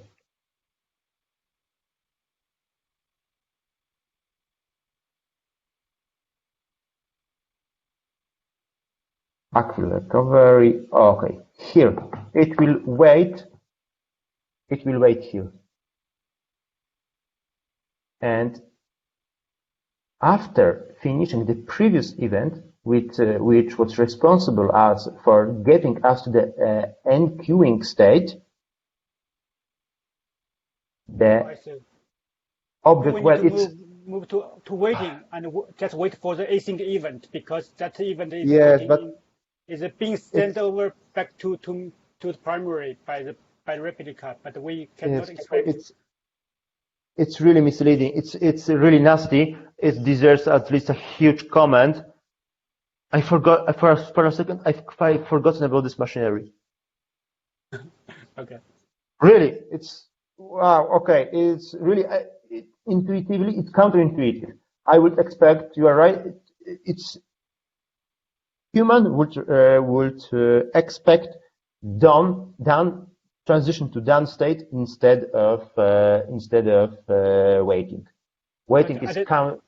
But at that moment, we are still expecting a ACK from the replica, right? Even if the I forgot what the function name was. Yes, but if we have nothing to do, then we shouldn't reach enqueuing state. Request enqueue. 1 second. I need to switch back. Back till state. We are whether before reaching enqueuing state from initial, we are verifying to whether on trigger, if I recall correctly. Okay, here is the guard. If there is nothing to do, if there will be no object pushed, then we can then we should transition to done. But wait a second. What about a situation where the all enqueued here returns through, but we decided that we don't need to do any push on replica? Okay, maybe in that situation it can block. So we are waiting for the last that pushed object in this case. And because all queued is a synchronized call, so we have no way to verify if the last pushed object has been posted to the disk by the replica or not. So we should be waiting in the case. Yep. Okay. Anyway, it's very counterintuitive, and I think we should change the logic there. Even if it's correct, it deserves a change because it's counterintuitive. It's misleading. I'm putting a note. Thank you.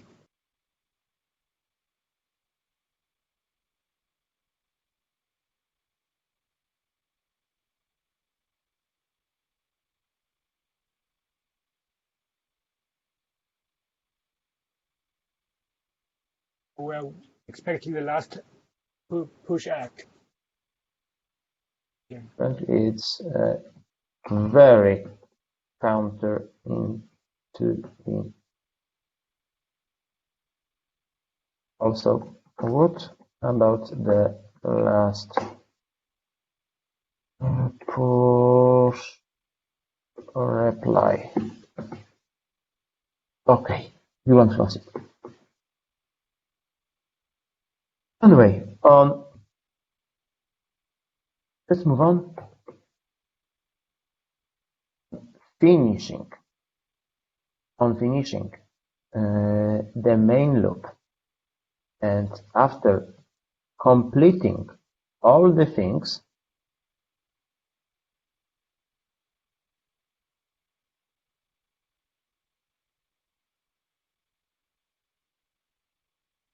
which means updating the stats, and also means updating the last backfill. Okay, last backfill stat, that's our private thing, no worries, but we also need to take care of the last backfill in the PG info of both primary and replica.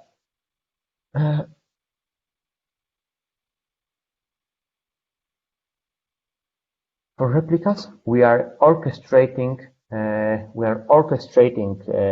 the update by sending a bunch of dedicated comments, dedicated radius messages, and they are also abstract. They are also covered by the backfill listener interface. So let's switch to the PG recovery. Here we are issuing op backfill finish or progress messages to the replica.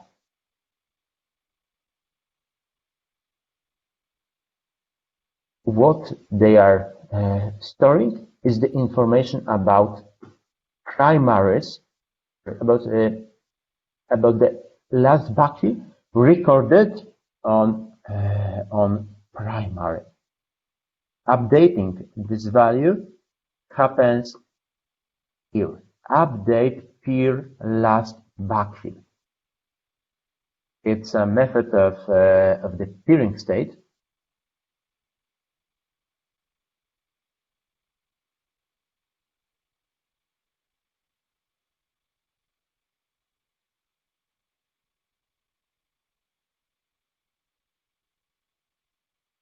Here. Last backfill, new last backfill. It's actually a setter.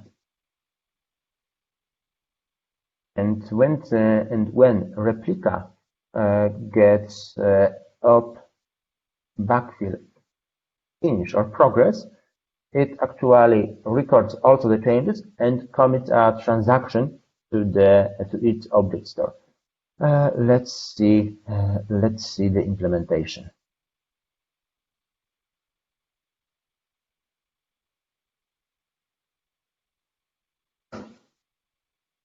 I believe it will be in PG recovery, but I trust more grep than my mind. Okay, it's recovery backend.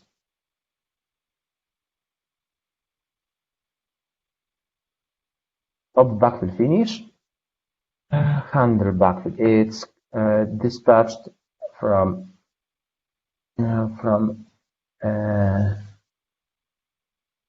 a method that is generic over all backends. We'll have the backend in recovery will be responsible for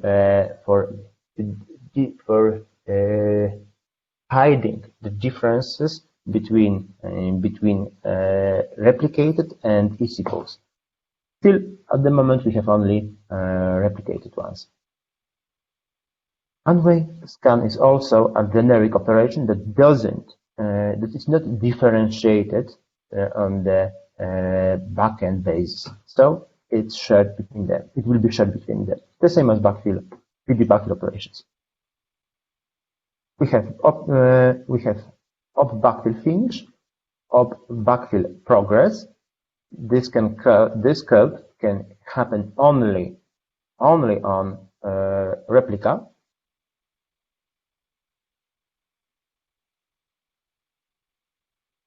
And boils down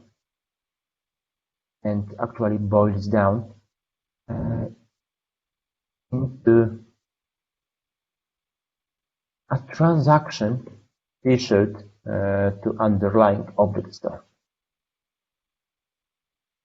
And of course, updating some in-memory values of in-memory members of peering state. However, what's interesting from that operation is that finally the op finish ACK will be generated by replica and delivered to primary. Here is the make message responsible for crafting the message.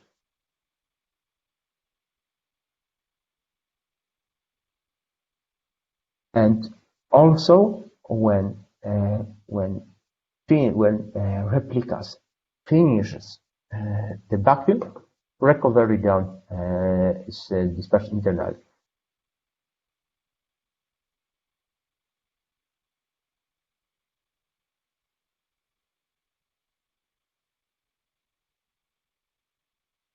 This is this should be called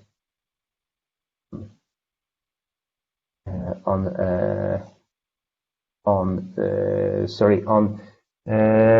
primary handle backfill finish arc.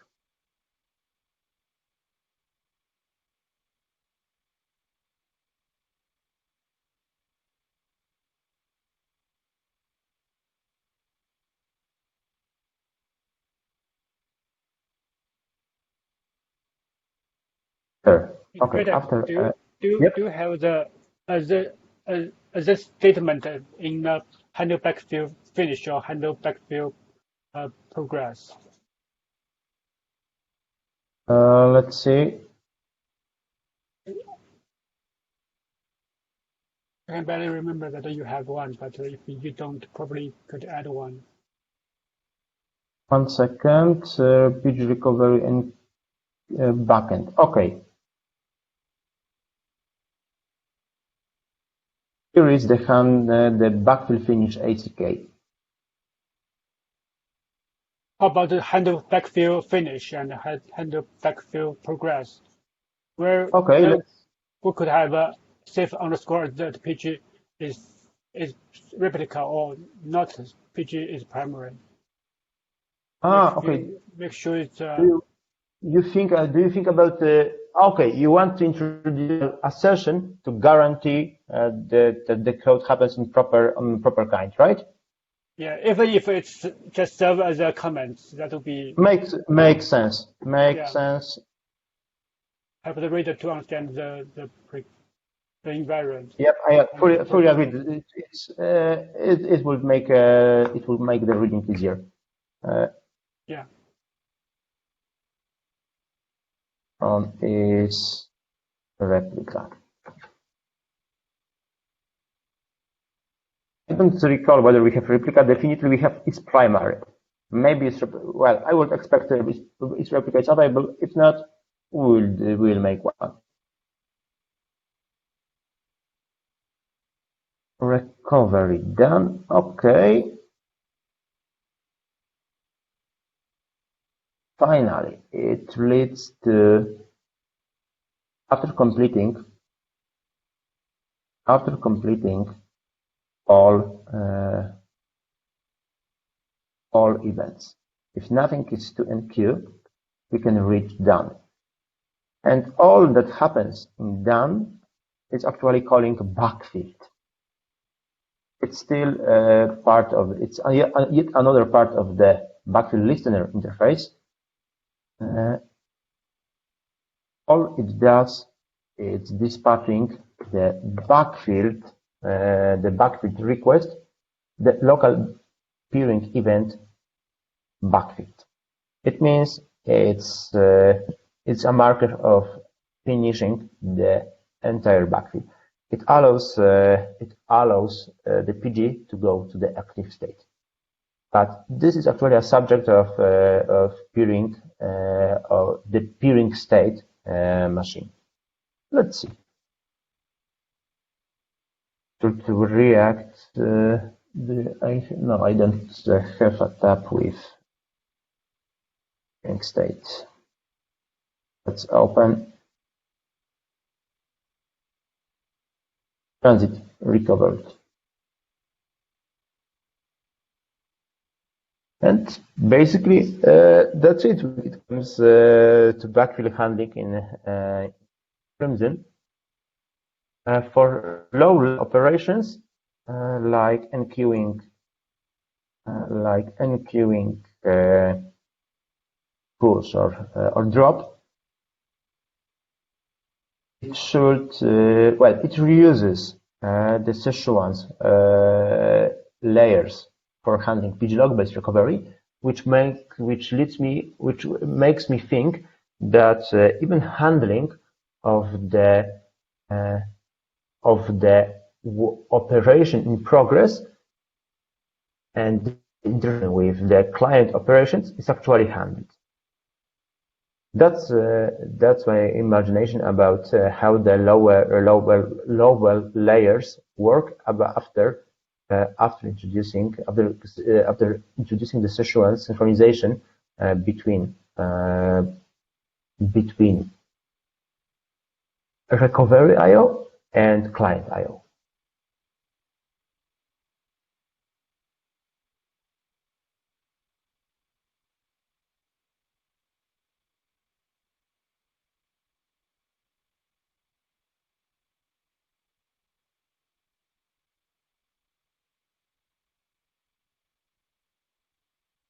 Okay, that would be it.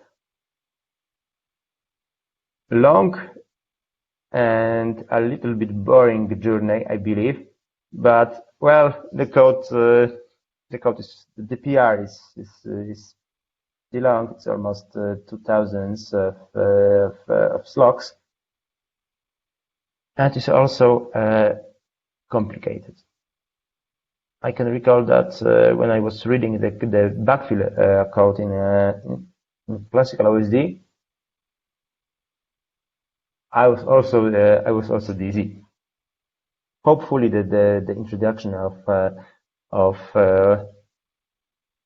the state machine could help our life a bit easier, but I bet it will happen mostly because of better testability, reusing a lot of codes with classical, rather than making the code easier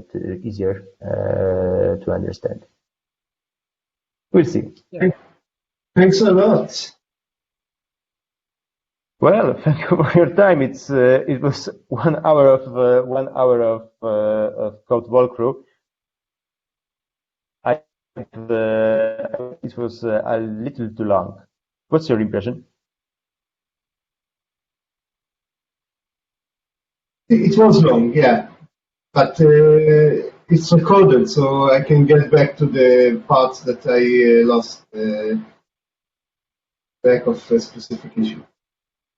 Anyway, if anybody has any question, feel free to ask. Feel free to reach me out on IRC or via email.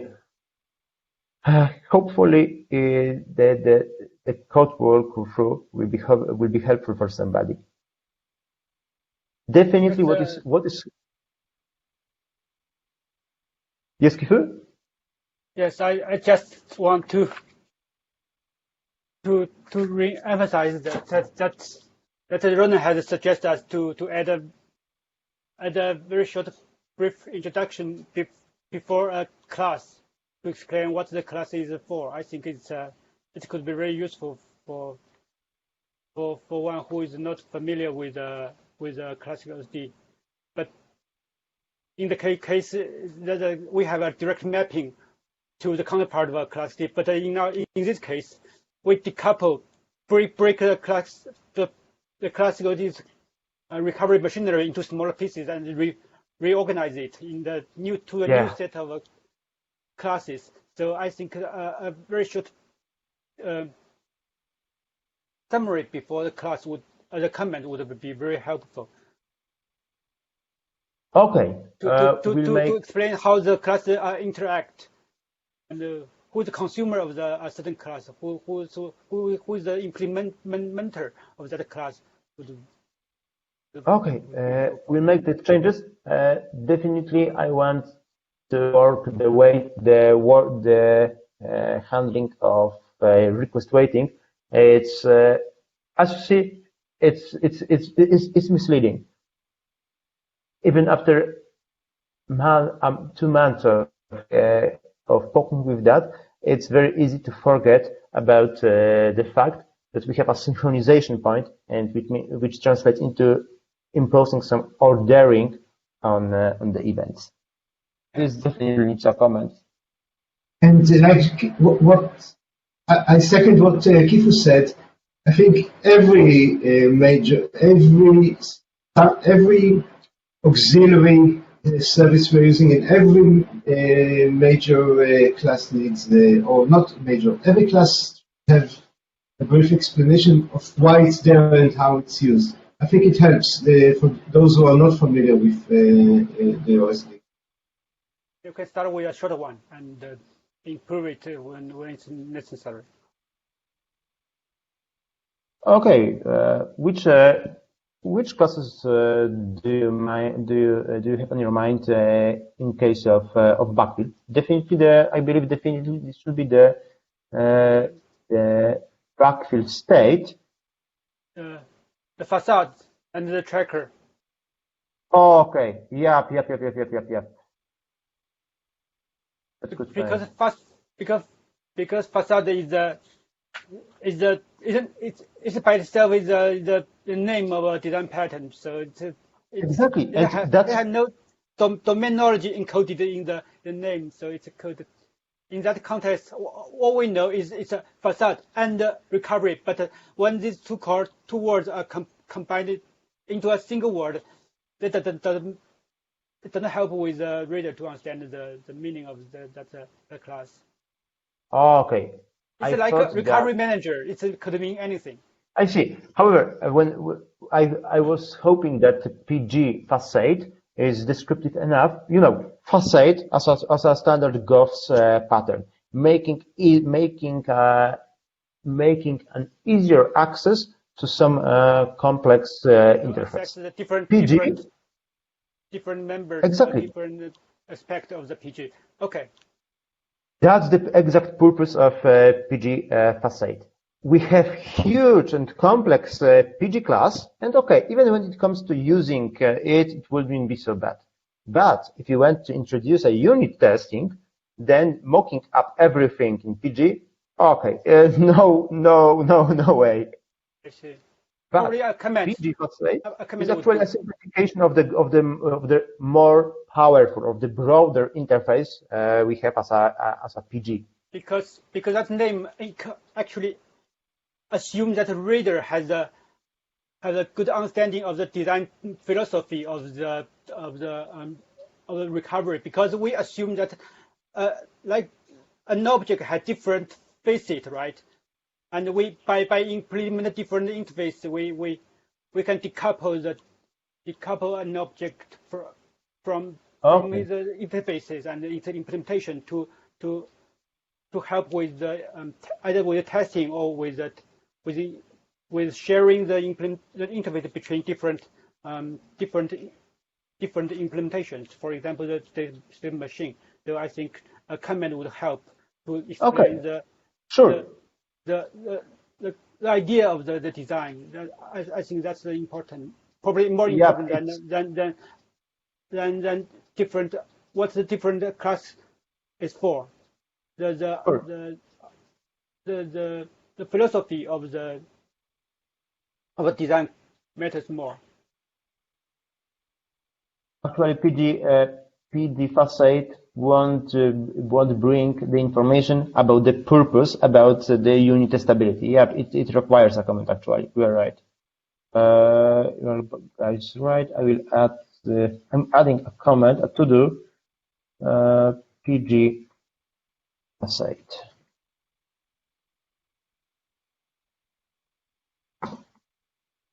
I read it.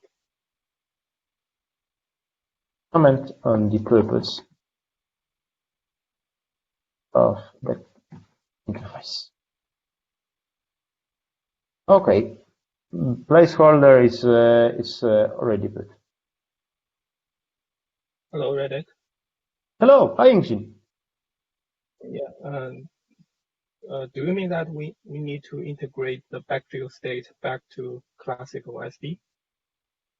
Well, we are not enforced to do that formally.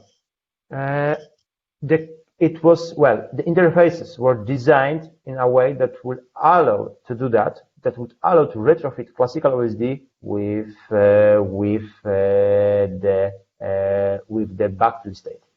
In long term, I believe it's a quite good idea. Mostly because of maintenance, because of maintaining one piece of one component instead of two.